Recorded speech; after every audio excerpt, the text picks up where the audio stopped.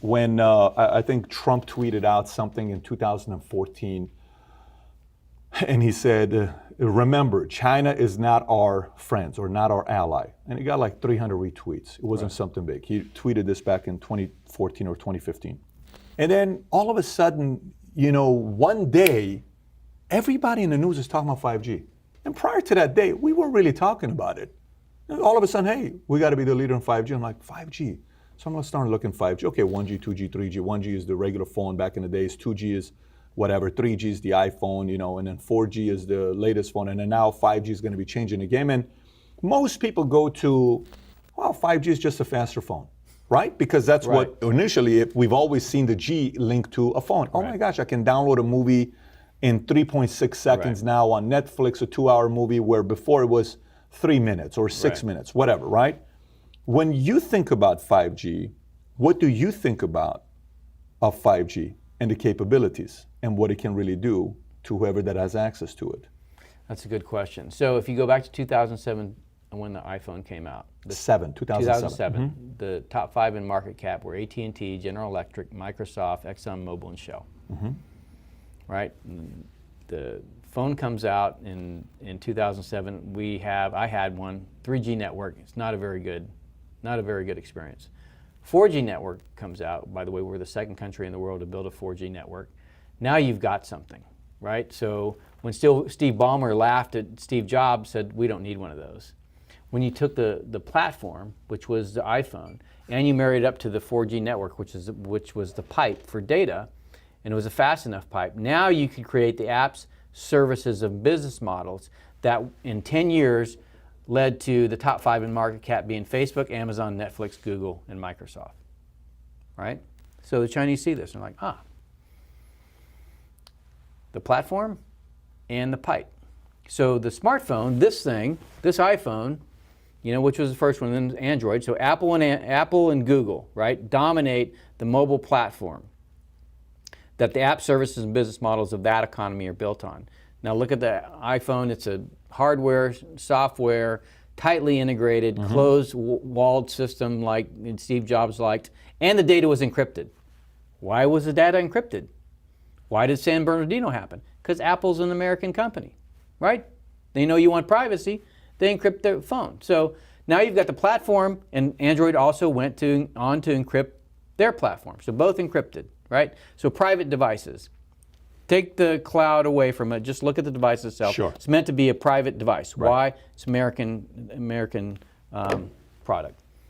Fast forward, to 2009. China starts to look at that. Says, okay, we want to dominate the next level, right? Not just the technology. We want the apps, services, and business models to be Chinese companies.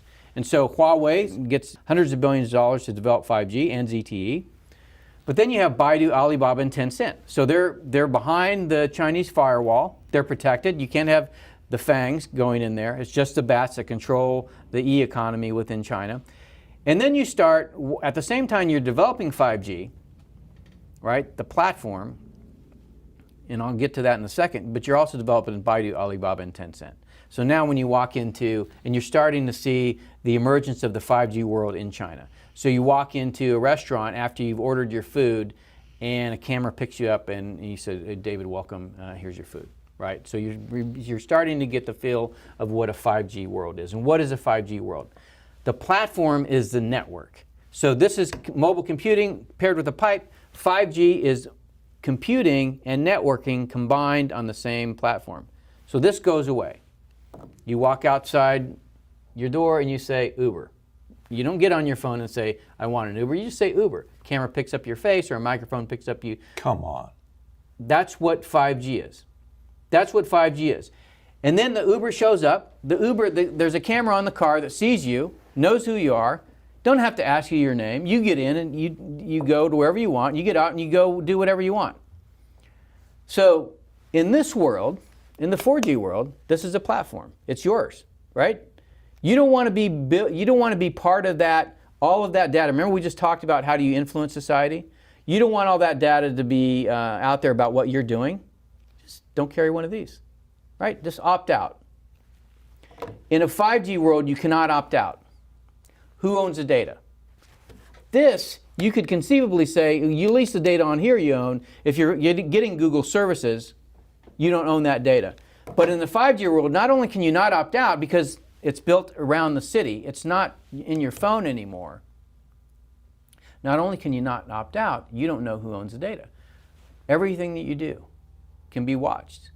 And for every person by 2022, there's going to be, there's 2 cameras for every person. There's two people for every camera in China by 2022. They have 1 billion right now on surveillance. Right, A billion right. cameras in China right now. With artificial intelligence for facial recognition, right? So all of this is getting built right now in China. And who's helping them do it?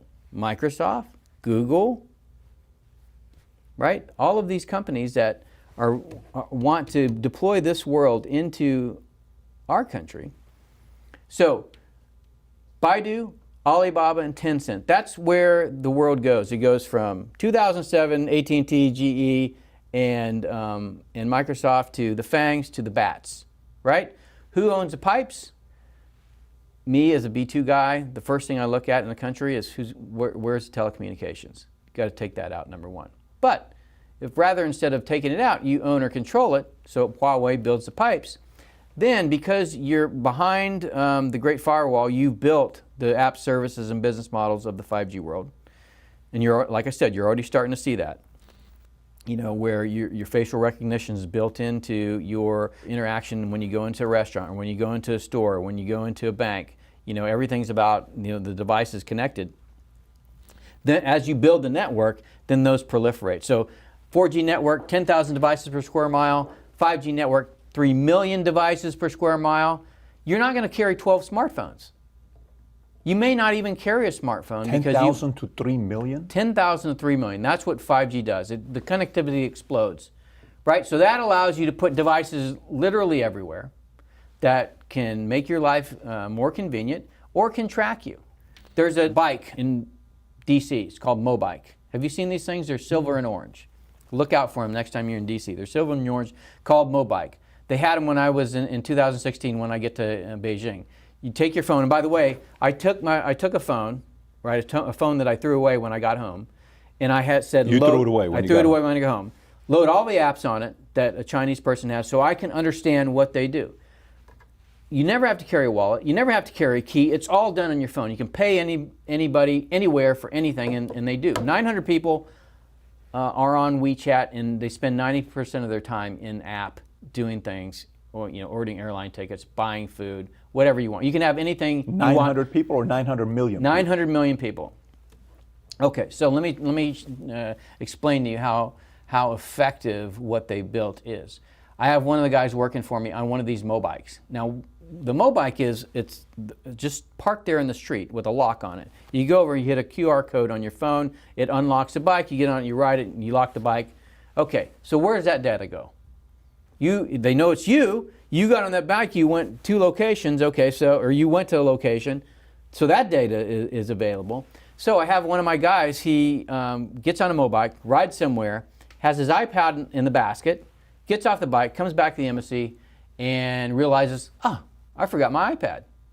Goes into the regional security office and says, I forgot my iPad and my bike.